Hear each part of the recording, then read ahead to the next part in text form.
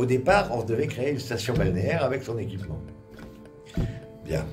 Pour qu'il y ait une station balnéaire, vous avez effectivement 130 000 personnes qui viennent. C'est à peu près ça. Hein. Ouais, 110 000. Si vous voulez 130 000, c'est normalement ce qui était prévu au départ pour toute la zone grand-motoise, qui comprend Carnon, Palavas, le Gros,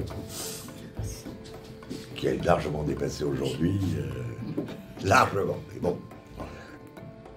Effectivement, c'était que des stations balnéaires. La programmation de l'ALR, c'était de faire des pôles balnéaires pour bloquer les congés payés et les étrangers. Surtout les étrangers. De Gaulle, c'était surtout les étrangers. Les Allemands, les Hollandais, les Belges, qui traversaient la France avec de belles devises et qui allaient les dépenser sur la Costa Brava. Ça, il l'avait là. Donc, il a dit, on a une côte, ce qui est splendide sur le chemin, on va les bloquer. Vous savez, c'est un militaire, donc si on les bloque, on les bloque. Hein. Donc, le but, c'était vraiment de créer des stations balnéaires. Avec un équipement, mais des stations balnéaires. Alors, est apparu un deuxième problème. Cette station balnéaire, elle est devenue riche. Comme Carnon, comme Palavas, mais Carnon, Palavas dépendent toujours de Moyo. Plus Palavas, Carnon dépend toujours de Moyo. Et la Grande Motte dépendait de Moyo. Or, ça plaisait pas du tout aux grands motois. Ça plaisait beaucoup aux gens de Moyo. Si, parce que ça rapportait beaucoup et eux, ils en s'en servaient pour autre chose que pour enrichir la Grande Motte.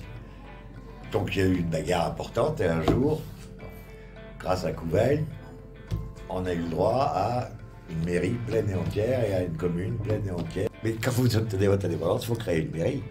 Et puis, chose d'ailleurs que papa, que Racine craignait énormément.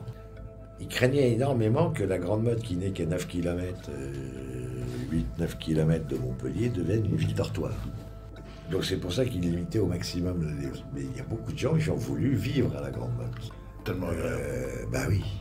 Alors déjà, il y a aussi tous les gens qui y travaillent. Il faut bien qu'ils y vivent. Plus d'autres personnes qui sont venues et qui voulaient vivre à la Grande Motte. Et ça va de pire en pire, parce que Montpellier, comme toutes les grandes métropoles, Paris ou autres, ça devient invivable à y vivre. Et donc les gens veulent foutre le camp. Alors avant, ça se développait vers le nord. Mais maintenant, c'est saturé, donc ils redescendent. Et donc la Grande Motte est un lieu privilégié. Donc le fait de